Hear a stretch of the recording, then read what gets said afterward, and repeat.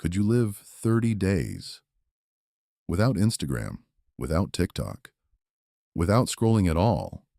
For most people, that sounds almost impossible because social media isn't just an app anymore. It's part of your brain. And if you try to quit it, something strange begins to happen.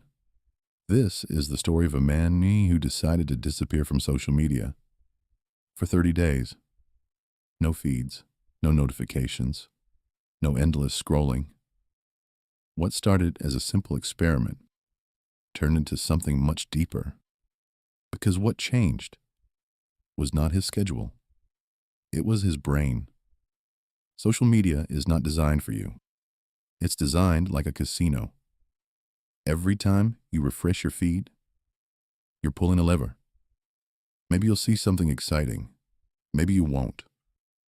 But your brain doesn't care. It reacts to uncertainty.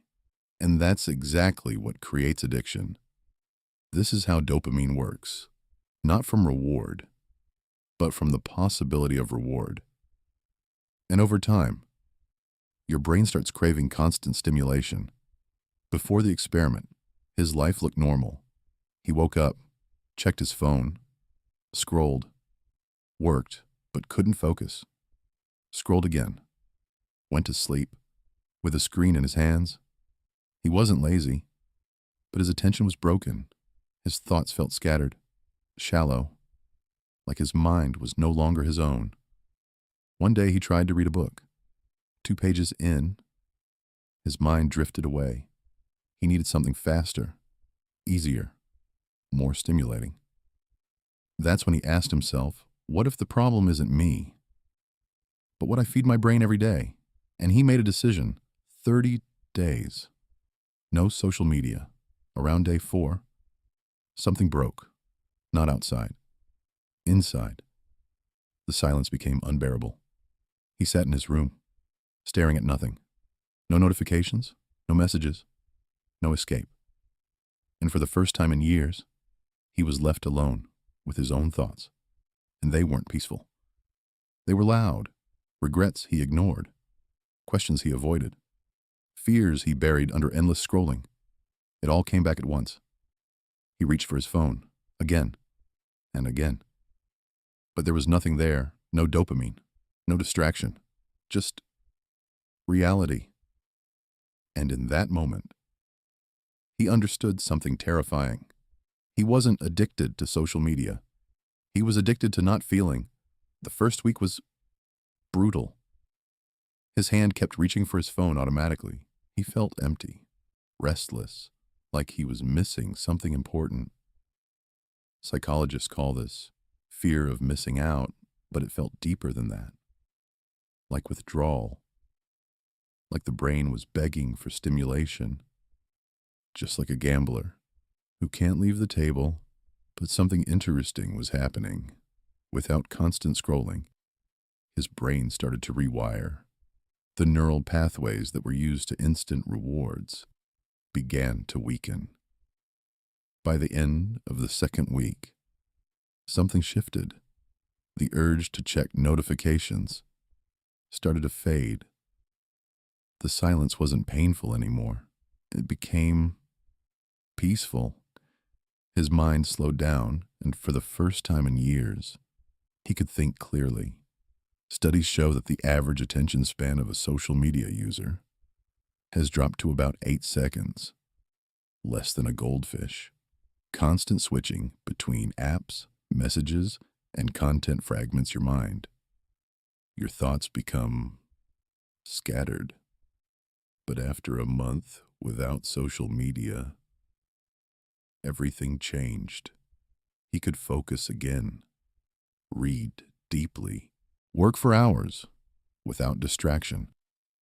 His mind came back to him. His sleep changed too. Screens at night suppress melatonin. Endless content keeps your brain alert, even when your body's tired. But without social media, his natural rhythms returned. He fell asleep faster, slept deeper, woke up, clear. There was another change.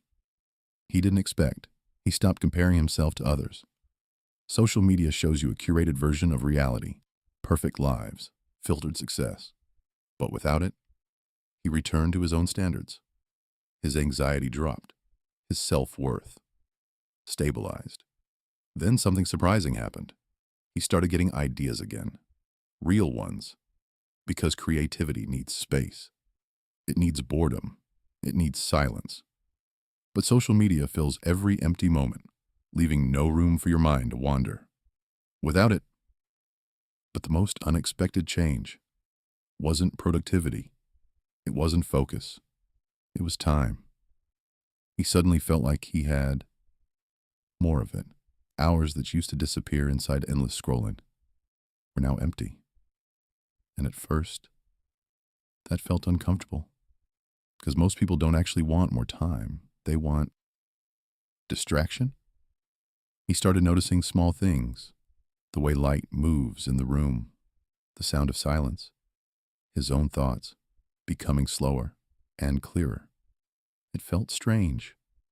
Like waking up from something he didn't know he was inside. Then one question appeared in his mind. If I had all this time before, where did it go? The answer was simple. It was never taken from him. He gave it away, scroll by scroll, minute by minute, day after day. And that realization was heavier than anything else. Because it wasn't about social media anymore. It was about control. He realized that attention is the most valuable resource he has. Not money, not time, attention. Because where your attention goes, your life follows. And for years, his attention was being pulled in every direction except the one that mattered. But now, something changed. He could choose again what to think about, what to focus on, what to build. And for the first time in a long time, he felt something simple, but powerful. Freedom. His imagination came back. His relationships changed too. Conversations became deeper, more present, more real. Because he wasn't half there anymore. He was fully in the moment. After 30 days, he realized something most people never notice. Social media doesn't just take your time. It reshapes your brain, your attention, your emotions, your perception of reality. Your brain adapts to what you repeat. Feed it distraction, and it becomes distracted. Feed it depth, and it becomes powerful. The question is not whether social media is good or bad. The question is, are you in control? Or is it? You don't need to quit for 30 days. But maybe you need to try just one day without noise, without distraction. Just you and your mind.